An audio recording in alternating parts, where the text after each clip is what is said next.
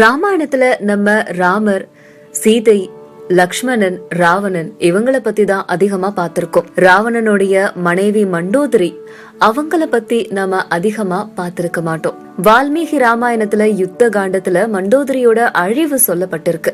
ராவணனுடைய அனைத்து மகன்களும் வீரர்களும் போர்ல இறந்து விட்டதுக்கு அப்புறம் தன்னுடைய வெற்றியை உறுதி செய்யறதுக்காக ஒரு அக்னி யாகத்தை நடத்த விரும்பினார் ராவணன்.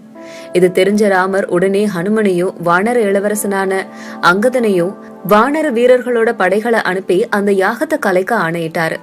ராவணனோட அரண்மனையில பெரும் சேதத்தை வானரங்கள் ஏற்படுத்தினாலும் ராவணன் தன்னுடைய யாகத்தை தொடர்ந்து செஞ்சுட்டு வந்தான். இந்த சமயத்துல அங்கதன் மண்டோதரியோட தலைமுடிய பற்றி அவளை ராவணன் முன்னாடி இழுத்து வந்தான். மண்டோதரி தன்னை காப்பாற்றும்படியும் இதே செயலதான் ராவணன் ராமனுடைய மனைவிக்கு செய்து கொண்டிருக்கிறதையும் நினைவுபடுத்தினான்.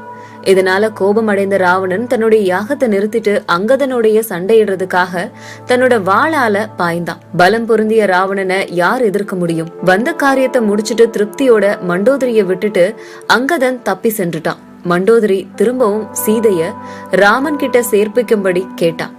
அப்பவும் ராவணன் மறுத்துட்டான்.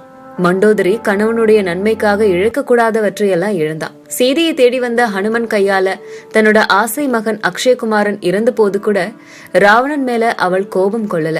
இந்திரனை வென்று சிறை பிடிச்சிட்டு வந்த தன்னோட வீர மகன் இந்திரஜித் லக்ஷ்மணனால கொல்லப்பட்ட போது கூட அவ ராவணன் மேல கோபம் கொள்ளல. கணவனுடைய வாழ்வுக்காகவே கடைசி வரைக்கும் துணை இருந்த மண்டோதரி இன்னொரு பெண்ணுக்காக இறங்கி கோசலைய விடுவித்தா. தன்னால உயிர் பிச்சை பெற்று வாழ்ந்த கோசலைக்கு யாகத்தின் மூலம் பிறந்த பிள்ளையால தன்னோட குலமே அழிஞ்சிட்டுதன்னு நினைச்சு வருத்தம் அடைஞ்சா.